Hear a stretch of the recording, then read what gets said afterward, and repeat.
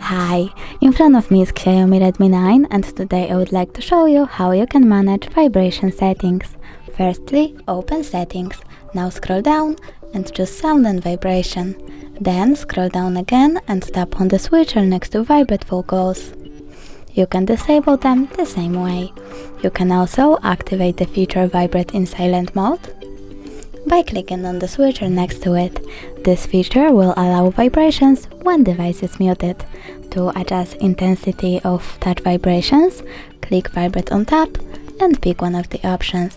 You can also disable them completely by tapping on it and choosing off.